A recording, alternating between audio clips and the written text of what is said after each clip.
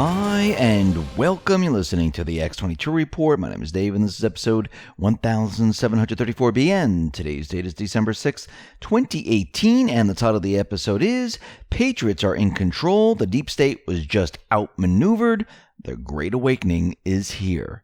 Now, before I get started, we all know the Deep State, they're going to be fighting back, but we don't know exactly the next move of the Deep State. And I just want to say one of the best devices you can invest for your home protection is a flashlight, the Patriot flashlight. Why is it the best? Never waste money on batteries again. It's solar powered. Life-saving emergency strobe light, emergency siren. Let others know you're in danger. Charge your phone anywhere. It has a compass, rope, wire cutter, and glass breaking hammer. Patriot flashlight is the perfect holiday gift for you and your family. Take advantage and give the gift of protection to your loved ones this holiday season. Use the code X20 and receive 20% off the Patriot flashlight. Let's get into the economic collapse, political and geopolitical news. Now, yesterday we talked about Flynn and how he completely got off and he's safe, and there were other investigations going on, and it looks like Trump, the Patriots, Flynn, they just outmaneuvered the deep state. And we're going to be talking about that in just a minute with Q's post. I'm going to go back to some of Q's previous posts to bring this all back into the full picture so we can understand what's going on here. But first, as we know, Q says a lot of people are going to be resigning, a lot of people are going to be fired, and this is in private corporations and in government. Today we see the Gannet CEO, Robert J. Dickey. He's retiring in 2019. Now, he's 61 years old, and he decided to retire from the company. Now, once again, we know that the news corporations, they are spewing out fake news controlled by the intelligence agencies. And I think what's going to happen is once the truth comes out and people are awake and people start to realize what is going on here and that they've been lied to by the mainstream media, there's going to be a lot of changes. And I think a lot of people are retiring, leaving right now, taking their packages and getting out while they can and while they still can receive their retirement packages. Because I think once all this starts to come down, a lot of these people who've been working for a very long time, they might not see anything because they were involved in all of this. We see out in France that it is not getting better for Macron whatsoever. We're seeing students join, ambulance drivers join, police, they are siding with the protesters, and this is the yellow vest now because everyone in France needs to carry this yellow vest in their automobile. They're using the yellow vest to show Macron that they don't agree with his policies, with taxes and things like that. Now, France, they're going to be deploying around 8,000 riot police in Paris. They're going to be closing the Eiffel Tower, and it looks like that the yellow vests, they're preparing to protest once again against the Macron government. I mean, this looks like a revolution, and it looks like it's a grassroots revolution. Now, French members of parliament, they are set to launch a no confidence vote against Emmanuel Macron as the president has become plagued by plummeting popularity poll numbers and nationwide unrest. The vote will stem from left-wing opposition parties such as the French Socialist Party, far-left Defiant France, and the Communist Party, who have all agreed to work together on the effort. Now, under Article 49 of the French Constitution, a vote of no confidence is a means for the National Assembly on its own initiative to force the government to resign. Now, Macron, he faced this back in July after a video surfaced of his personal bodyguard beating a May Day protester while wearing a police gear. And back then, in July, Macron dodged the repercussions as the votes were defeated. This time, I don't know if he's going to be able to dodge this. And it looks like his days might be numbered here. The people are unhappy, and I believe this is going to spread across other countries. And I believe the people are going to say, whoa, wait a minute, what is going on here? Because most of the countries are just like France. They have very high unemployment rate. People are barely getting by, and people are done with it. Actually, there are certain individuals on the street of France, they were chanting, "We want Trump." And we know that Trump has been making fun of Macron, And Macron is actually laughing at Trump. But really, look at Macron's situation right now. He is stuck. It's not working out well for him. The people are speaking up. Now, out in London, in the Ecuadorian embassy, we see Julian Assange allegedly is still there. And the president of Ecuador has said that he's made an agreement with the UK, he has it in writing, that the UK has pledged not to extradite Julian Assange anywhere he might face the death penalty. Now, it doesn't say anything about being imprisoned. It just says the death penalty. So this is kind of odd right off the bat. And he's been living, allegedly, in the embassy since 2012. And we need to go back to Q, where Q says they have the source. Now, it doesn't mean that Assange is with them. It just means they have control of where he can go and what he can do, and nobody can touch him. So once again, we don't know exactly where he is. People think that he's in the embassy. Maybe he is in the embassy, but he also might be protected by the Patriots. Now, out in Ukraine, we understand that Poroshenko, under the direction of the Western intelligence agencies, they had warships sail into the Kerch Strait, into Russian body of water, and Russia went ahead and took control of the ships. And those people that were on the ships, they admitted, yes, Poroshenko put them up to this. Now Russia is out there, and they're saying that the Ukrainian government is set for a flare-up of hostilities against rebels in the east, using the newly imposed martial law to cover up its preparations. Russian Foreign Ministry has called on international observers monitoring the situation in Ukraine to step up their efforts to prevent possible provocations. They're also saying, and this is coming from Zakharova, she said that it looks like they're staging a chemical weapons attack, and it may be used as a pretext for intensifying the hostilities. So we're going to have to watch the situation in Ukraine very carefully, because we know the deep state, they're going to go to the nth degree to try to get a war started, because they know what's coming.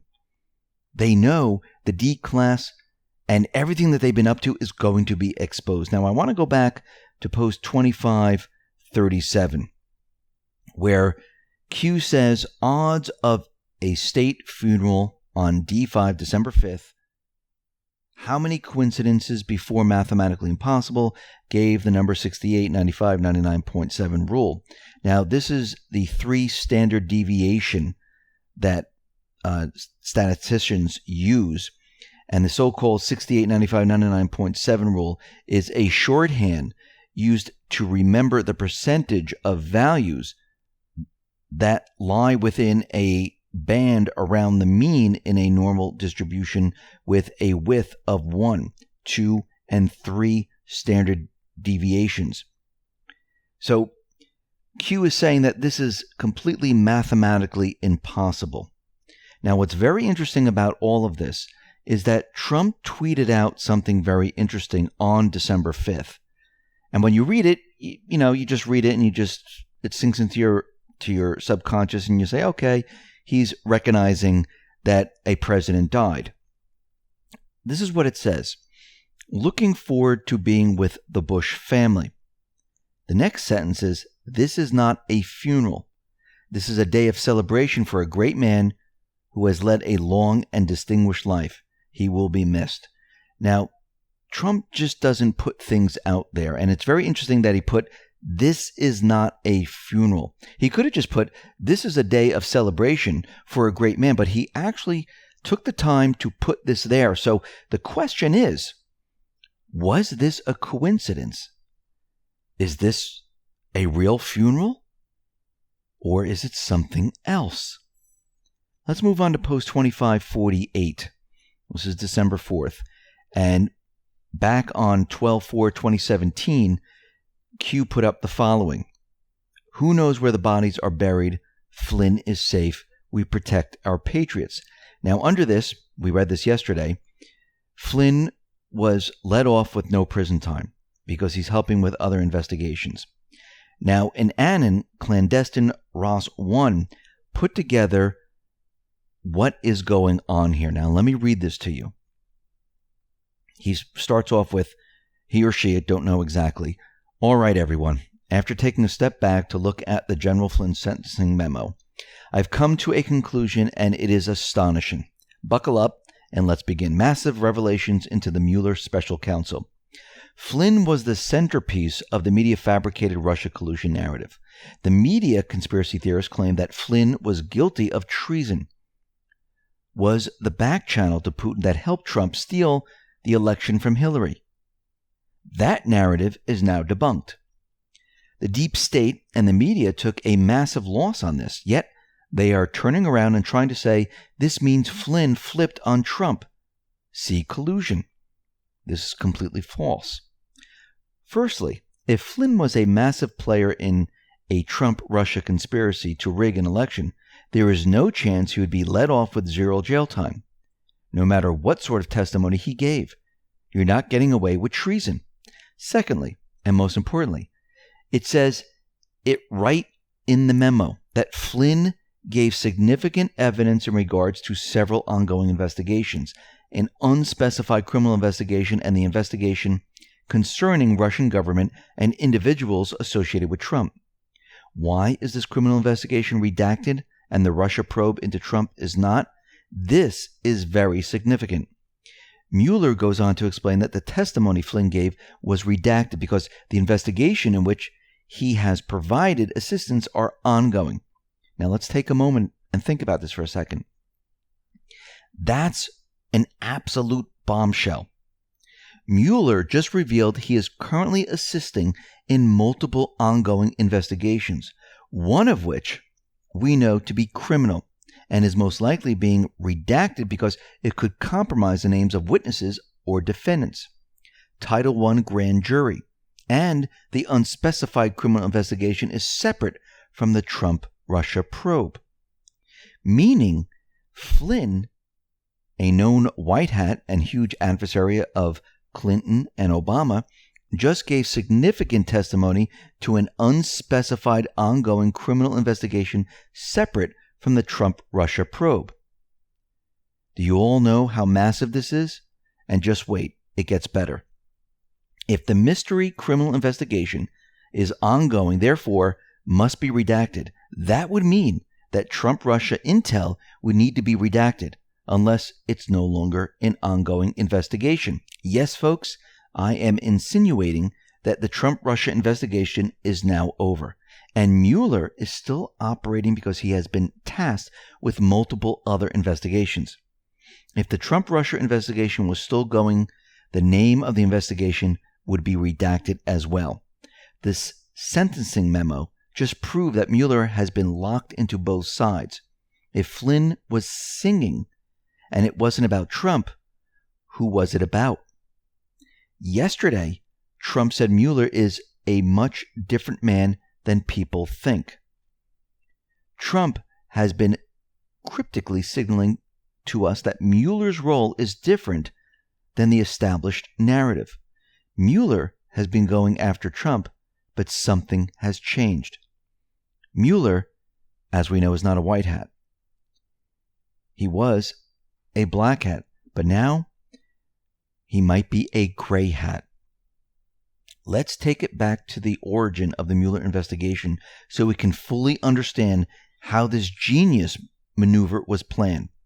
May 16, 2017, 7 days after the firing of the FBI Director James Comey, Trump has an interview with Bob Mueller for the position of FBI Director.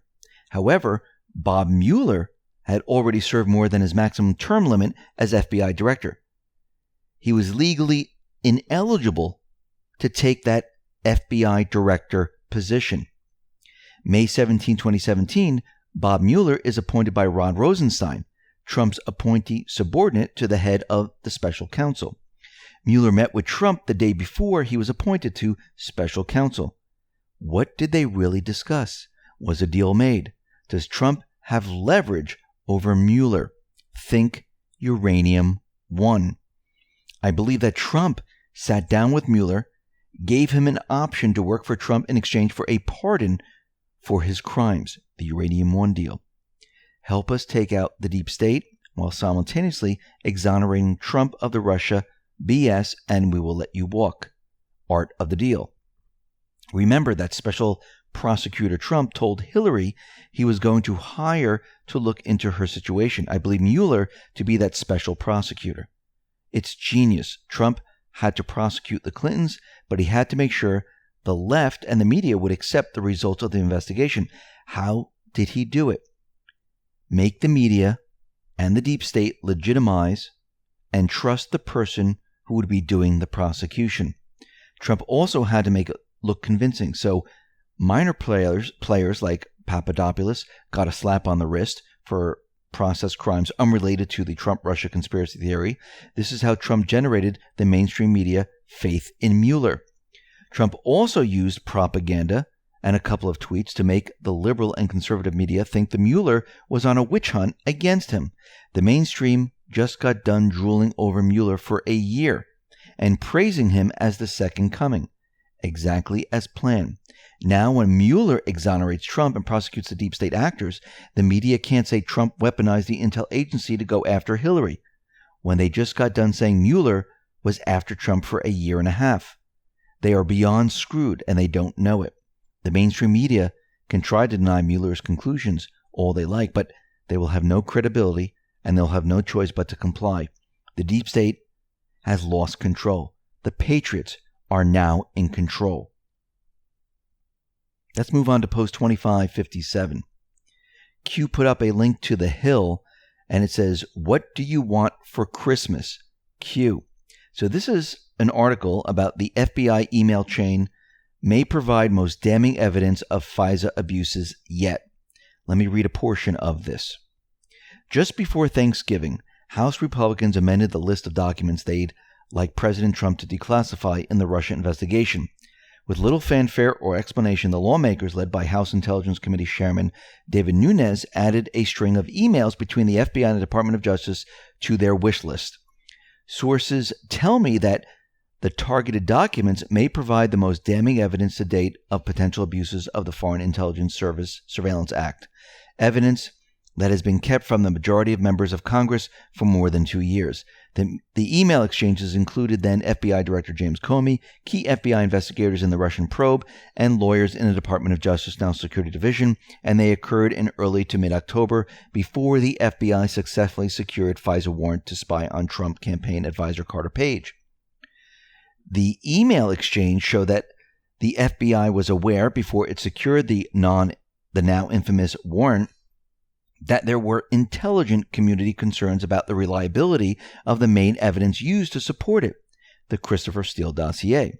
The exchanges also indicate the FBI officials were aware that Steele, the former MI6 British intelligence operative, then working as a confidential human source for the Bureau, had contacts with the news media reports before the FISA warrant was secured.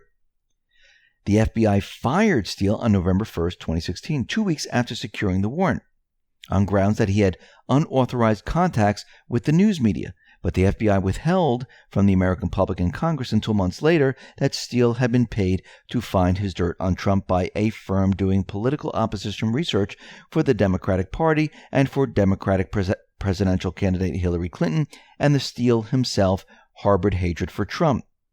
If the FBI knew of this media contacts and the concerns about the reliability of this dossier before seeking the warrant, it would constitute a serious breach of FISA regulations that the trust that the FISA court places in the FBI.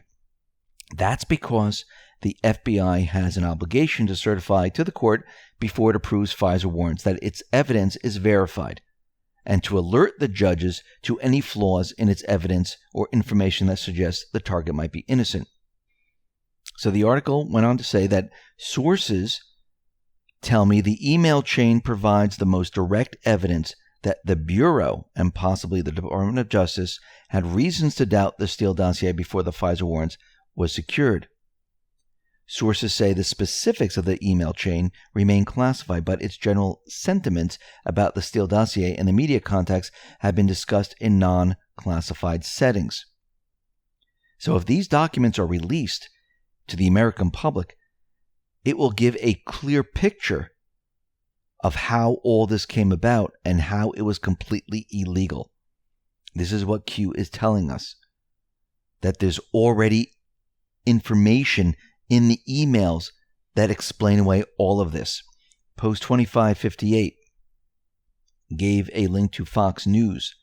Under this, it says it's all just a conspiracy. Nothing to see here. Nothing is happening. Russia, Russia, Russia, Q. And this is about Obama-era FBI leadership team hollowed out after latest retirement. Now, we know that Bill Priestap has retired. Decided after 20 years he was going to take the package. Remember, Comey, gone. McCabe, Strzok, Page, Baker, Rybicki, Corton, Josh Campbell, Josh Turgle, Greg Bauer, Michael Steinbach, John Giacalone, all gone. Q told us they needed to remove all these individuals. They needed to remove certain judges. They needed to remove these people because if these people were still in positions, they couldn't bring anyone up to trial. It would be completely impossible because these are the blockers. They would have blocked everything. Once these individuals are gone, guess what? They don't have to worry about that. This is why it took so long. Post 2559. Q put Russia equals the real conspiracy. To find projection. What happens when they lose control and the truth is exposed? What happens when people no longer believe or listen to the fake news controlled media, controlled Hollywood, controlled blue checkmark Twitter shills, etc., etc.? You have the Great Awakening. Sheep no more. We the people. For God and country we fight. Q. And as we can see, the truth is going to come out. The deep state was outmaneuvered. They have no idea what's going on anymore. They have lost complete control. Obama's people, that whole team is hollowed out. Everyone is replaced. Whitaker is in control. It's all happening. And if you look and you take a step back, you can see how much has changed. And much more is about to change. The Great Awakening is here. Listen, everyone, thanks a lot for listening. Be well, be safe, and especially be prepared. Thanks a lot.